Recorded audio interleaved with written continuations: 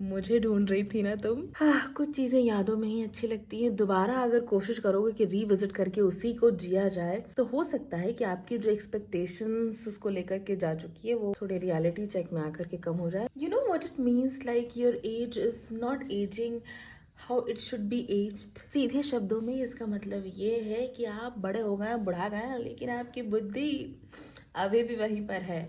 कहानी आज की ये है कि एक पुरानी जगह है जहाँ मैं इंटर कॉलेज में जाया करती थी। कॉलेज के बाद हम सारे दोस्त साथ में जाया करते थे। 20 रुपए का भाड़ा हमें डेली का मिलता था और वहाँ जाने के लिए हम 5 रुपए 10 रुपए का जो भाड़ा डिस्टेंस होता है वो चल करके जाते थे ताकि हमारे पास पैसे बच जाए और वहाँ जा करके हम चाट फुचका खाएं।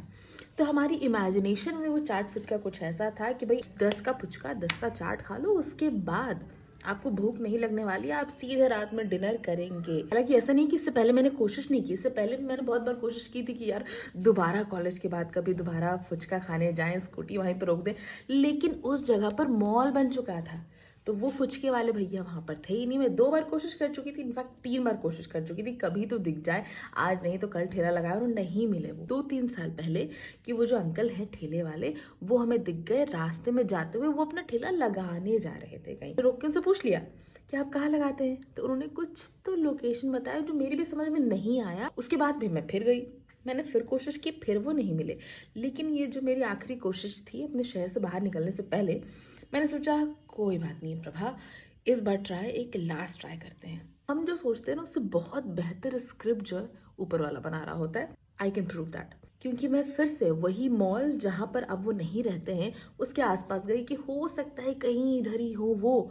एंड यू वोंट बिलीव कि वो जो पानी पूरी वाले भैया हैं वो रोड पर ऐसे साइड खड़े अपना ठेला छोड़ करके, जैसे धूप खा रहे हो और मेरा इंतजार कर रहे हो कि मैं उन्हें दिख गई, वो मुझे दिख गए। मुझे ढूंढ रही थी ना तुम। मतलब आज तो भाई पेट भर फुचका खाएंगे हम और वो जो स्वाद है इंटर कॉलेज का, बचपन का, वो याद आ जाएगा।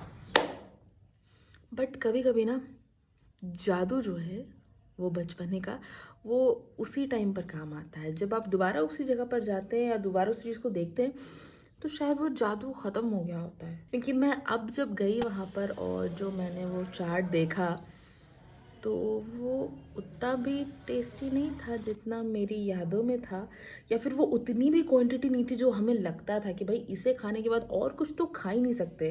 तो हर मोमेंट का, हर एक टाइम का एक मैजिक होता है, जादू होता है, उसे बस वैसे ही एंजॉय करना चाहिए, चाहे वो हमारी मेमोरीज में ही क्यों ना हो।